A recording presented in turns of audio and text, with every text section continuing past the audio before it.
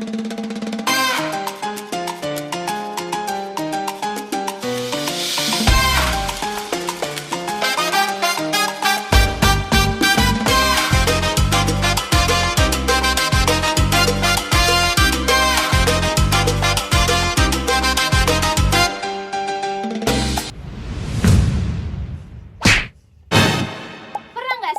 datang ke sebuah foto booth yang lagi rame-ramenya? Atau kamu pernah nggak mengelola usaha foto booth? Tidak.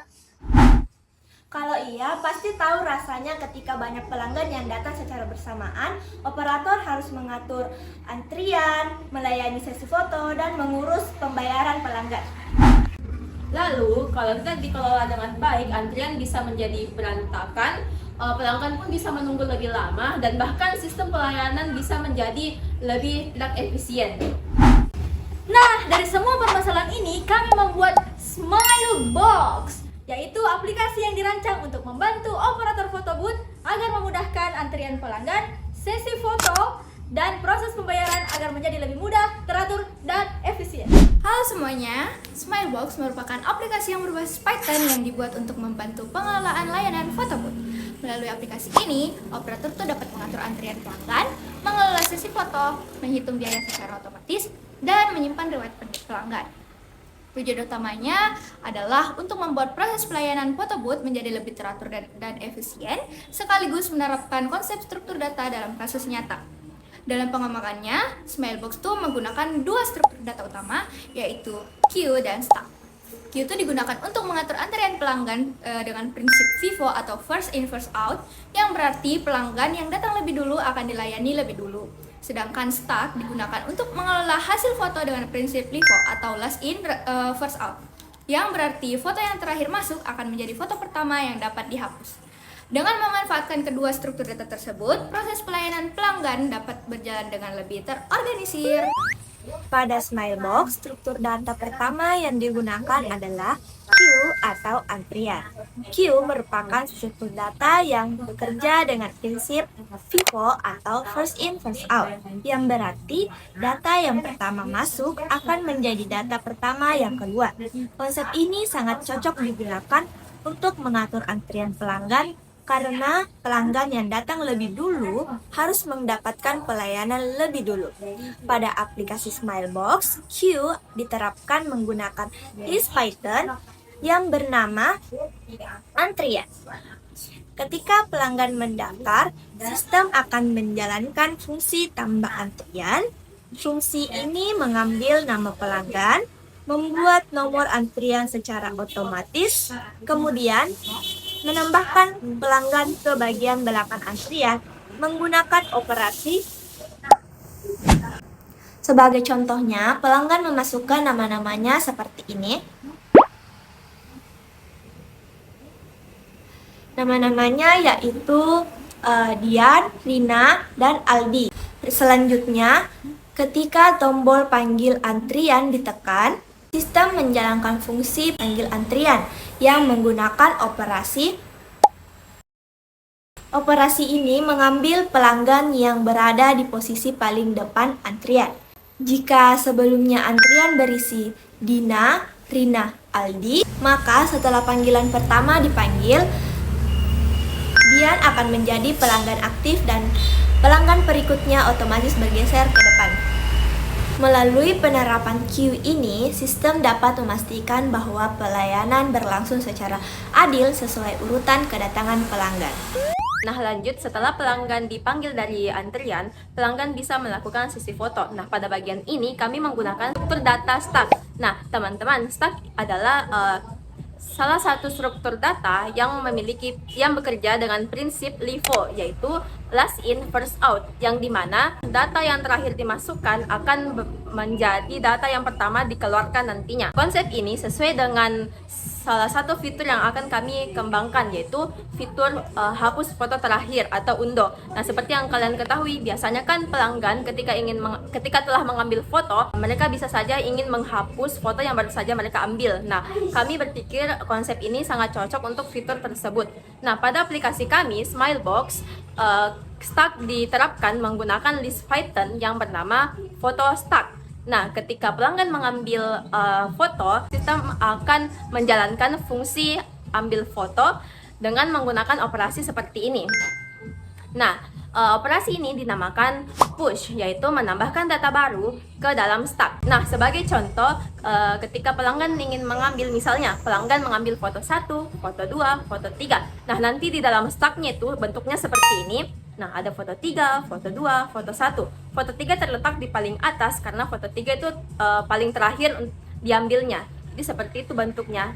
Nah, selanjutnya ketika pelanggan menekan tombol hapus foto terakhir, maka sistem akan menjalankan fungsi hapus foto yang dengan menggunakan operasi seperti ini.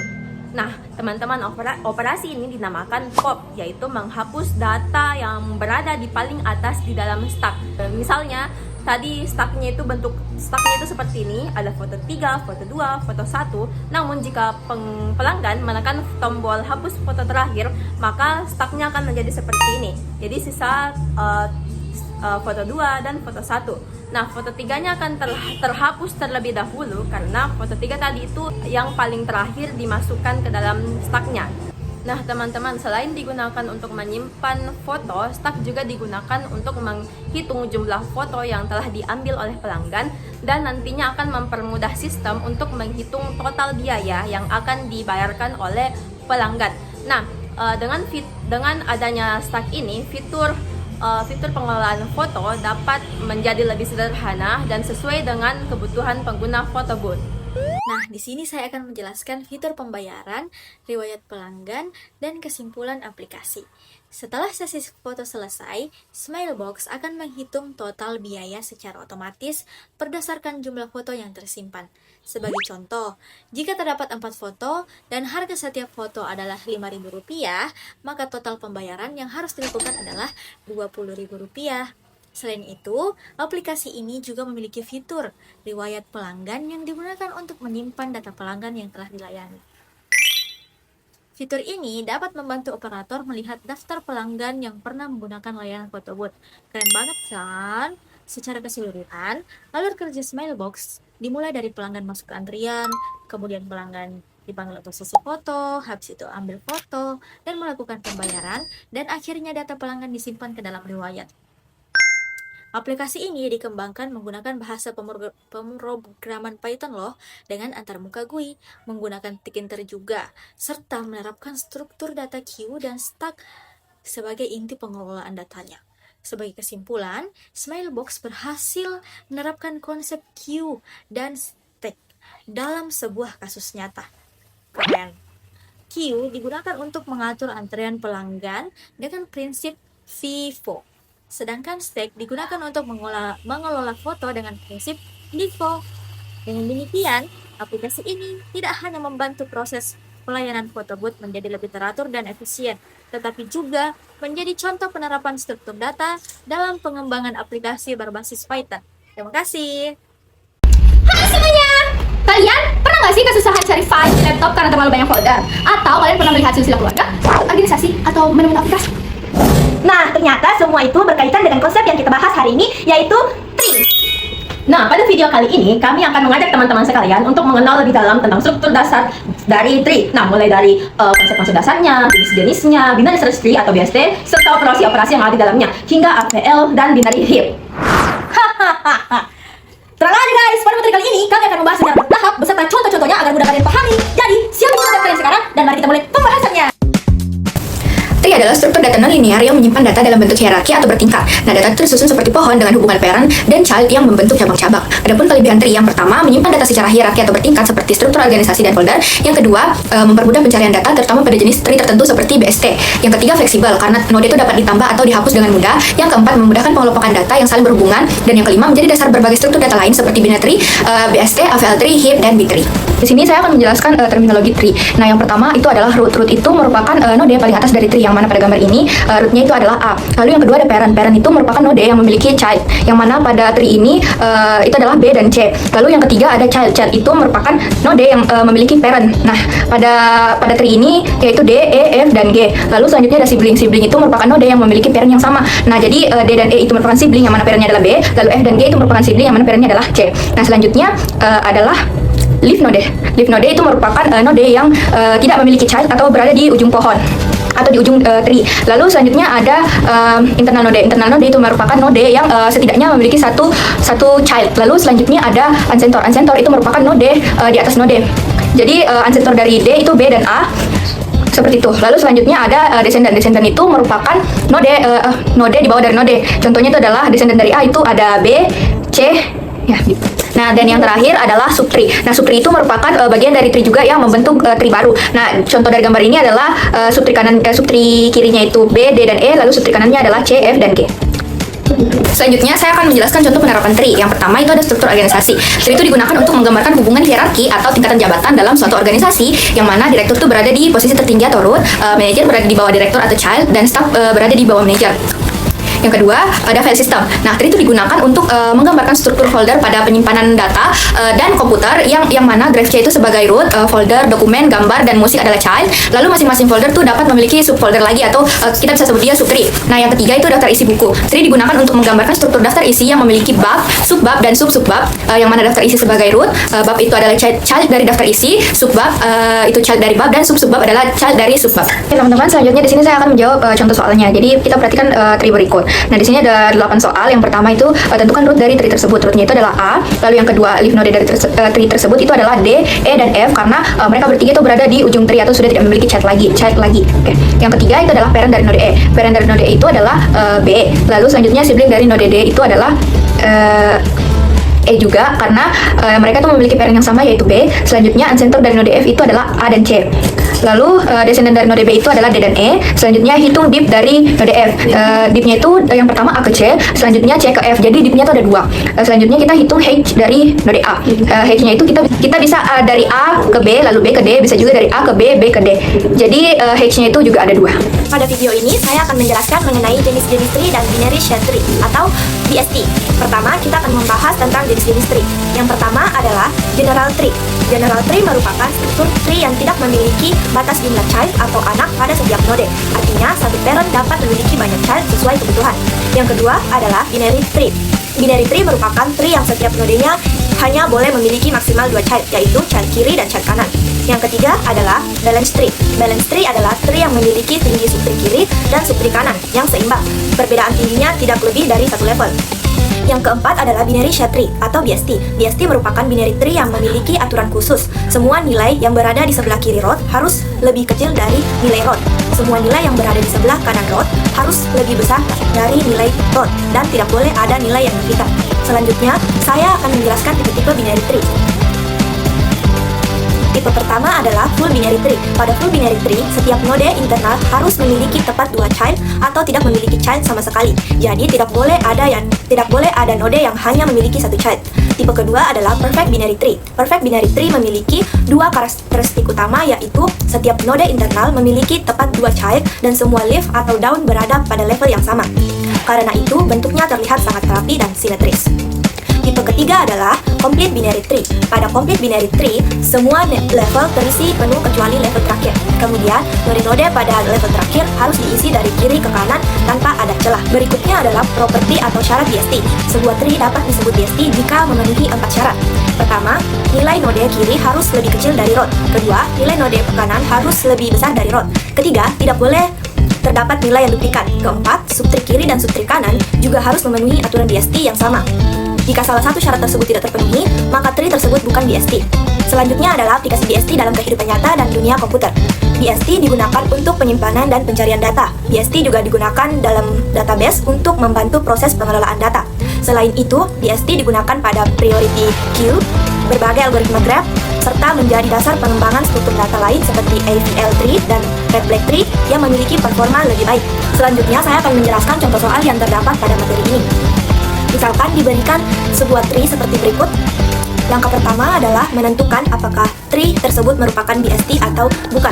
Kita mulai dari root yang bernilai 50. Di sebelah kiri root terdapat nilai 30, 20, dan 40. Semua nilai tersebut lebih kecil dari 50 sehingga memenuhi aturan BST. Di sebelah kanan root terdapat nilai 70, 60, dan 80. Semua nilai tersebut lebih besar dari 50 sehingga juga memenuhi aturan BST. Selanjutnya kita periksa subtree kiri. Node 30 memiliki child 20 dan 40.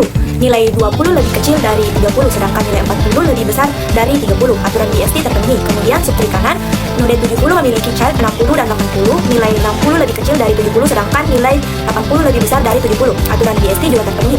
Karena seluruh node memenuhi aturan BST dan tidak ada nilai yang duplikat, maka dapat disimpulkan bahwa tree ini adalah binary shared tree atau BST. Selanjutnya kita tentukan jenis binary tree dari contoh tersebut. Pertama, apakah termasuk full binary tree? Jawabannya adalah iya, karena setiap node terinternal memiliki tepat 2 child. Node 50 memiliki 2 child, node 30 memiliki 2 child, dan node 70 juga memiliki 2 child. Kedua, apakah termasuk perfect binary tree? Jawabannya juga iya. Semua node internal memiliki 2 child dan seluruh leaf yaitu 20, 40, 60, dan 80 berada pada level yang sama. Ketiga, apakah termasuk complete binary tree? Jawabannya juga iya. Semua level terisi penuh dan node pada level terakhir tersusun dari kiri ke kanan tanpa ada celah. Jadi, kesimpulannya, tree tersebut merupakan BST, full binary tree, perfect binary tree, dan juga complete binary tree. Sekian penjelasan saya mengenai jenis-jenis tree dan binary shared tree. Baik, di sini saya akan menjelaskan secara singkat tentang operasi dari binary search tree. Namun sebelum itu kita harus mengetahui terlebih dahulu apa sih sebenarnya itu binary search tree. Nah, BST atau binary search tree adalah sebuah struktur dasar yang berbentuk seperti pohon yang memiliki aturan. Yang pertama, yang subtree yang berada di sebelah kiri memiliki nilai yang lebih kecil daripada rootnya, sementara subtree yang berada di sebelah kanan memiliki nilai yang lebih besar dari rootnya. Nah, baik, selanjutnya kita masuk ke operasi dasarnya. Yang pertama ada operasi insertion atau penyisipan. Nah, misalkan teman-teman kita memiliki data seperti ini. Nah, kita ingin melakukan penyisipan yang akan menghasilkan sebuah tree atau binary search tree nantinya. Nah, perlu teman-teman sekalian ingat bahwa ketika ingin melakukan penyisipan, data yang seperti ini itu harus dimasukkan sesuai dengan urutannya. Nah, misalnya di sini data pertama kita itu bernilai 50. Nah, 50 ini kita jadikan rootnya atau nilai yang paling atas rootnya. Lalu selanjutnya nilai kedua di sini kita memiliki angka 30. Nah, di sini teman-teman harus perhatikan bahwa ketika memasukkan nilai kedua, kalian lihat dulu nilai rootnya. Nah, di sini kan nilai kedua itu 30. Teman-teman harus lihat. Nah, ini angka 30 ini apakah nilainya itu lebih besar atau lebih kecil daripada 50? Nah, lebih kecil kan ya. Jadi kita sesuai dengan aturannya tadi, angka yang lebih kecil itu ditaruh di sebelah kiri. Jadi kita simpan angka 30 ini tepat di bawah sebelah kiri dari angka 50 yang merupakan rootnya tadi. Nah, begitu juga dengan nilai data selanjutnya, yaitu data angka 70. Nah, teman-teman perhatikan lagi nih, angka 70 ini apakah nilainya itu lebih besar dari 50 atau lebih kecil dari 50? Nah, lebih besar kan ya. Jadi 70 ini kita taruh di sebelah kanan bawah rootnya. Nah, nanti hasilnya seperti ini. Nah, begitu terus sampai nilai yang terakhir. Nah, kita ambil contoh lagi. Misalnya di sini kita memiliki data yang bernilai 20. Nah, kita mau memasukkannya ke binary search tree tadi. Nah, kita lihat lagi nih, 50, angka 20 ini kan lebih kecil dari 50. Jadi kita taruh di sebelah kiri. Nah, kita lihat lagi nih, angka 20 ini apakah nilainya itu lebih besar atau lebih kecil dari 30. Nah, lebih kecil kan. Jadi kita taruh lagi tepat di bawah sebelah kiri dari angka 30. Jadi nanti hasilnya seperti ini. Nah, begitu terus dilakukan sampai datanya habis dan nanti hasil akhirnya seperti ini. Baik, lanjut kita ke operasi searching atau pencarian. Nah, misalkan di sini kita memiliki data seperti ini dan kita ingin mencari nilai 60, node 60. Nah, kita mulai dari rootnya yang paling atas. Kita lihat, kita perhatikan apakah 60 yang ingin kita cari itu nilainya lebih besar dari 50 atau lebih kecil. Nah, karena nilainya lebih besar, 60 kan lebih besar dari 50. Jadi kita cari ke arah kanan, terus nanti kita ketemu dengan angka nanti kita ketemu dengan angka 70. Nah, kita lihat lagi apakah 60 itu lebih besar dari 70 atau lebih kecil dari 70. Nah, karena 60 itu lebih kecil, makanya kita cari ke arah sebelah kiri. Nah, nanti ketemu deh 60 seperti ini. Nah, selanjutnya ada operasi deleting atau penghapusan. Nah, pada operasi ini terbagi 3 bagian. Yang pertama, menghapus leaf node atau node yang tidak memiliki anak. Yang kedua, menghapus node yang memiliki 1 anak, dan menghapus node yang memiliki 2 anak. Nah, kita bahas yang menghapus leaf node yang tidak memiliki anak dulu. Jadi misalkan kita memiliki data seperti ini dan kita ingin menghapus node yang bernilai 20, nanti kita tinggal menghapusnya saja. Jadi tidak ada tambahan apapun lagi, jadi tinggal dihapus saja karena tidak ada anak di bawahnya. Jadi tidak masalah jika kita tinggal menghapusnya saja. Nah, jadi nanti hasilnya itu seperti ini setelah dihapus. Nah, itu tadi. Selanjutnya bagaimana dengan menghapus node yang memiliki 1 anak. Nah, misalnya nih kita memiliki data seperti ini dan kita ingin menghapus node 30. Nah, kita hapus dulu nodenya 30 itu, lalu kita naikkan anaknya. Nanti misalnya di sini anaknya itu bernilai 40. Nah, kita naikkan nanti tepat di bawah 50-nya. Nah, nanti anaknya nanti nih yang bernilai 40 menggantikan posisi dari 30. Nah, nanti hasilnya itu seperti ini. Nah, selanjutnya bagaimana dengan menghapus node yang memiliki 2 anak atau menghapus root. Nah, bagaimana dengan menghapus node yang memiliki 2 anak, atau bagaimana kalau kita ingin menghapus sebuah root?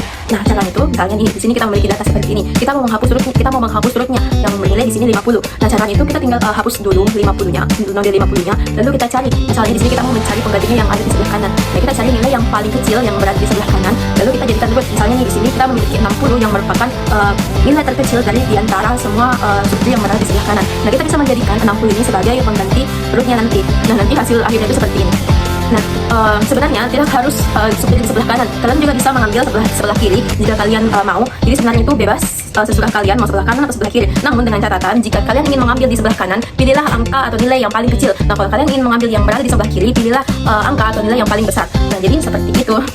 Nah, jika BST dalam keadaan seimbang, ketiga operasi tersebut memiliki kompleksitas ON. Artinya, semakin banyak data yang disimpan, jumlah langkah pencarian juga bertambah secara perlahan, sehingga prosesnya tetap cepat. Nah, sebagai contoh, pada BST seimbang pada gambar ini, saat mencari angka 80, kita hanya melewati jalur 50 ke 70 ke 80. Nah, sehingga hanya membutuhkan 3 langkah. Namun, berbeda dengan BST yang tidak seimbang. Nah, teman-teman, bentuknya akan menyerupai seperti linked list, seperti contoh yang seperti ini. Nah, dalam kondisi ini, kompleksitasnya akan berubah menjadi ON, karena harus melewati node 1 per 1. Nah, contohnya saat kita ingin mencari angka 50 misalnya, jalurnya itu adalah kita ke 10, lalu ke 20, 30, 40, dan 50, sehingga membutuhkan 5 langkah. Nah, jadi di sini kita dapat mengambil kesimpulan bahwa BST akan bekerja sangat efisien jika tetap seimbang. Nah, karena itu dalam implementasi nyatanya biasanya digunakan BST yang dapat menjaga keseimbangannya secara otomatis. Nah, seperti AVL tree atau red black tree. Nah, di sini kita memiliki sebuah contoh soal. Mari kita kerjakan bersama-sama. Di sini diketahui data berikut dimasukkan ke dalam binary search tree.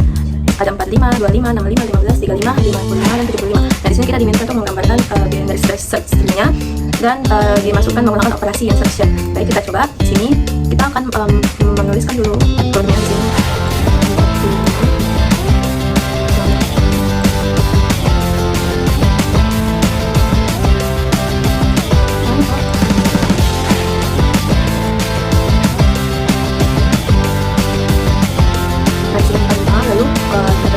Kita masukkan di sebelah kiri ke 25 karena nilai kita lebih kecil dari 45.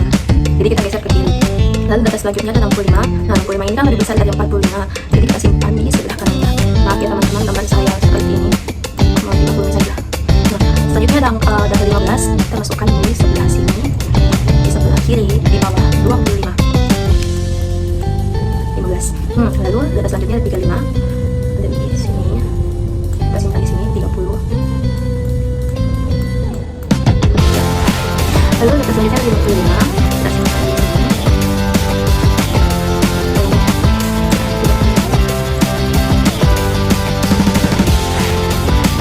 Lalu data terakhir ada 70. Kita simpan di sini.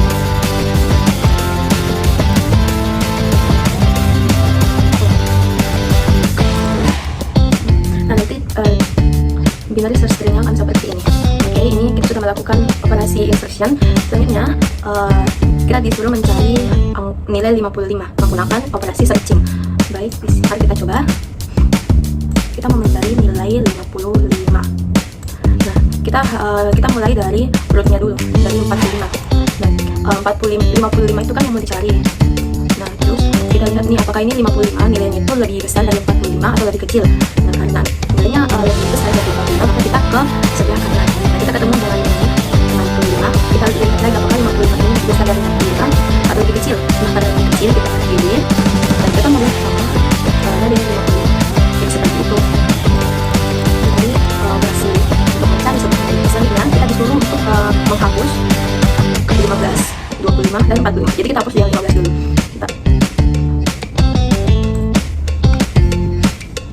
Kita disuruh menghapus 15. Kita disuruh menghapus 15. Jadi pertama karena 15 ini merupakan leaf node yang tidak memiliki anak, jadi kita tinggal menghapusnya saja tanpa perlu adanya aktivitas tambahan. Hanya tinggal dihapus dan nanti hasil akhirnya seperti ini. Nah, nanti gambaran tree-nya akan menjadi seperti ini. Lalu tadi kita disuruh mencari menghapus 25.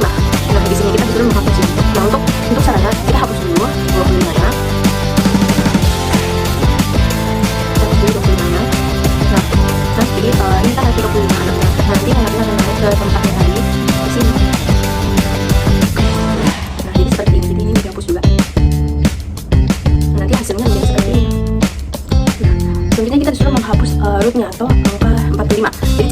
karena di sini tree-nya itu bentuknya seperti ini. Di sini kita bisa langsung menghapus saja angka 45-nya dan kita cari bagian sebelah kanan angka yang lebih kecil di antara subtree di sebelah kanan. Nah, di sini ada 55 yang merupakan yang terkecil. Jadi kita bisa mengambilnya dan menjadikannya sebagai root pengganti. Jadi di sini kita ganti saja menjadi 55. Seperti ini. Lalu yang di sini kita bisa hapus. Nah, jadi nanti hasilnya seperti itu. Nah, itu tadi gambar soal yang bisa saya sampaikan.